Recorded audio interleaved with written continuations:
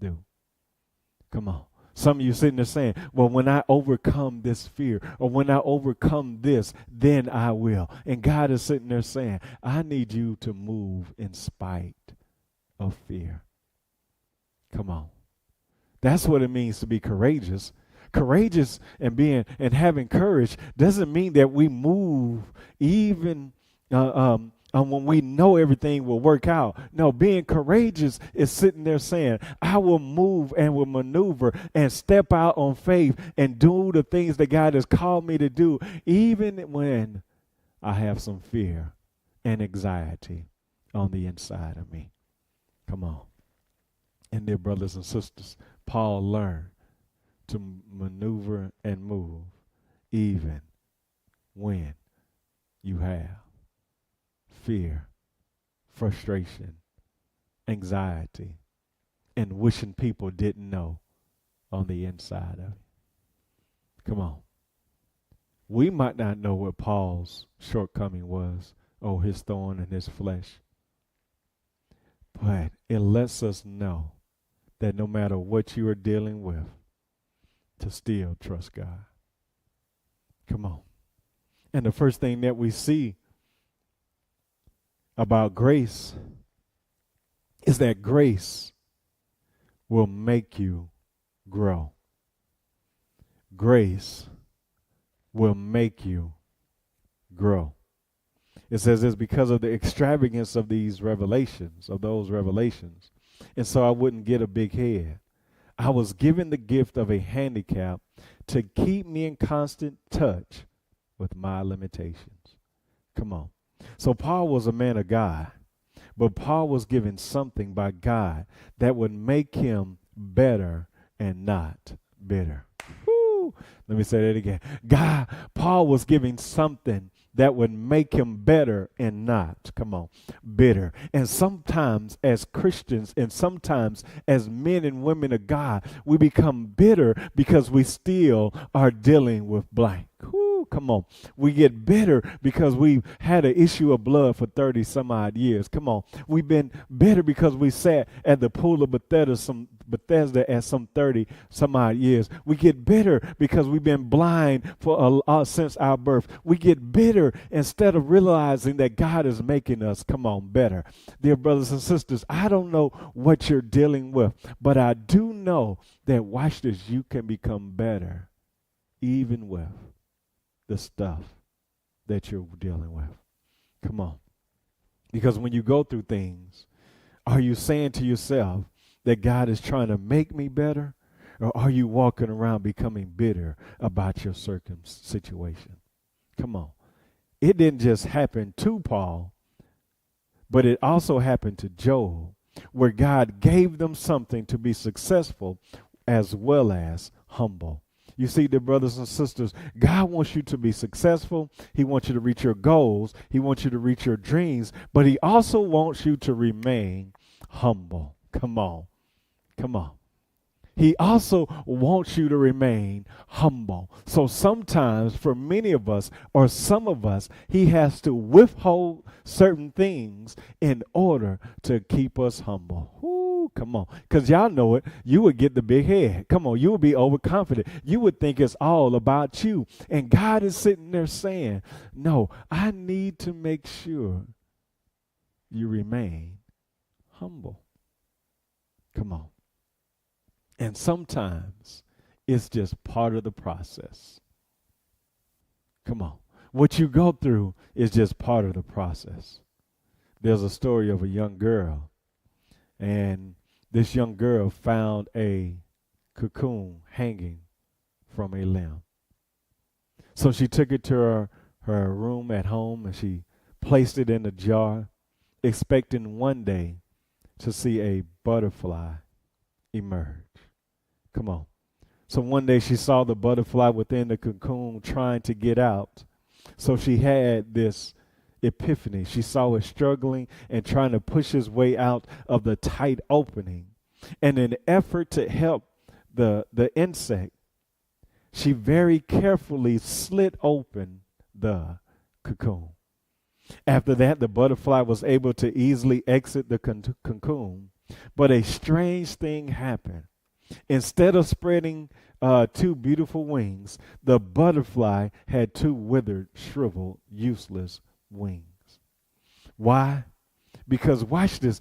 God designed the butterfly and its cocoon so that the tight opening would strengthen, come on, and straighten its wings. And without the pressure of the tight opening, the butterfly was robbed of the beauty of his wings. And more importantly, he was robbed of the ability to fly into the sky. And dear brothers and sisters, what happens, come on, when sometimes you don't go through the process, when you don't go through the difficult situations of your lives, come on, you do not develop the strength to be the individual that God has called you to be. Come on, that's why sometimes you shouldn't avoid certain things. You should sit there and say, God, if you meant for me to go through it, I will go through it in order to become the Christian and better individual on the other side. Come on, we're not saying the process is comfortable. We're not saying the process will be all easy, but what we are saying and what I am saying is that the process will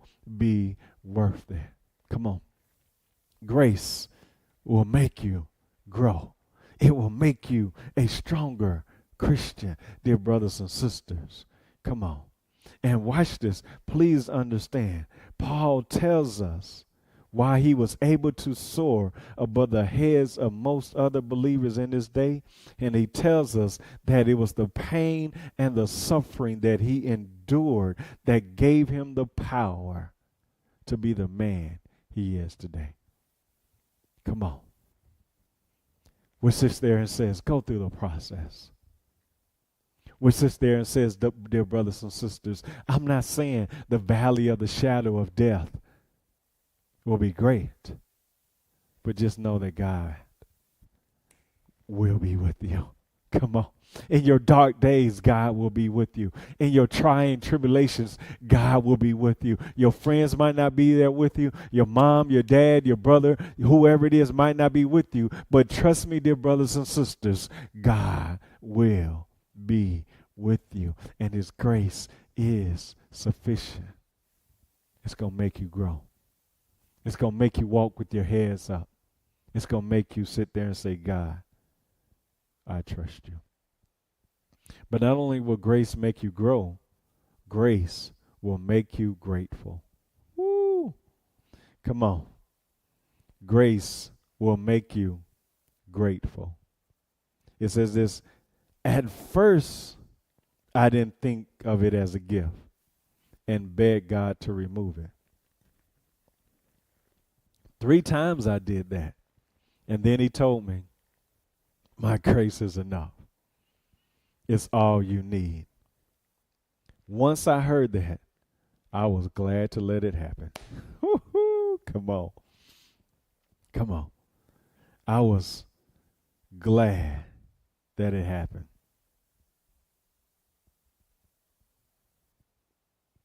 The definition of God's grace, according to Webster, is an act of kindness, courtesy, or clemency. Come on. And as I thought about this, I thought about it in a quick moment about Paul, how Paul forgot who he was talking to. Come on. In a moment, Paul sits there and says, God, I want you to take this away from me. Come on. Paul sits there and says, I want you to remove this. And Paul says, at first, he didn't think it would benefit him. Come on. But grace is sit there and says, it is an act of kindness, courtesy, or clemency. So at first, he didn't think it was a good thing. But then he realized this ain't that bad. Come on. Dear brothers and sisters, you ever fight going through traffic? You ever fight going through a long line to get your food? And watch this. whether it's traffic or your food, if you had sat there and said, I don't want to go this route, you might have missed out on something. Come on. I've sat there and avoided traffic. And by me trying to avoid traffic, it took me longer to get home than had I just stayed and waited on things to clear. Come on. And Paul sits there and says that, watch this, I realize that it was good for me and I am grateful that it happened. Come on. Dear brothers and sisters, many of us at first didn't think our job closing or was a good thing. Many of us didn't think that breakup was a good thing. Come on. Many of us didn't think that accident was a good thing. But watch this. When we look back at those things and see where God has brought us to, we realize that we are grateful that we went through it. Come on. At first, it didn't look good, but then we realized that all things work together for the good of those who are called according to his purpose. Paul says, I'm grateful now that I went through it. Come on. And how many of you can sit there and say, and look back over your life and sit there and say, God, I'm grateful. Woo. Come on. God, I am grateful that I went through the process. I am grateful that I went through these things. Come on.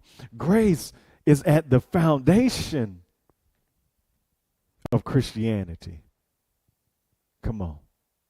Grace is a reminder of the sufficiency of God. Grace sits there and says, God had our back. Come on. And dear brothers and sisters, what I want you to know is that God had your back. Are you grateful for the stuff that you went through? Come on. When many of us look back over our lives, we will appreciate things like never before. Come on. Throughout the Bible, dear brothers and sisters, men and women became better because they trusted God. Come on. I remember when David was a young lad. I remember when David was a little boy. Come on. We all remember about David fighting Goliath. But how did David get to that scene? How did David get to that camp? David ended up fighting Goliath because originally he was called to take food to his brothers. Let me say that again. David was originally called, according to Scripture, to take food to his brother. He wasn't originally called to fight Goliath.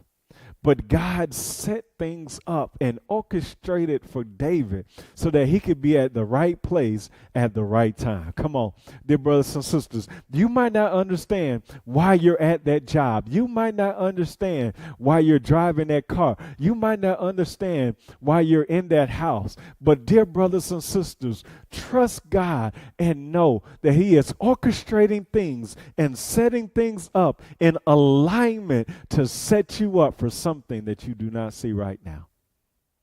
And be grateful after the fact if you're not going to be grateful in it. Woo. Come on. Some of you aren't grateful right now, but when God brings you out to the other side, I want you to make sure you at least then show God some gratitude. Show God some appreciation. Show God the fact that you love him. Come on. You probably can't show your gratefulness now, but when God brings you out, dear brothers and sisters, make sure you do like Paul and sit there and say, God, I appreciate you. God, I love you. God, I thank you. I didn't understand at that moment, but I understand it now, and I'm grateful of the fact that you brought me this far.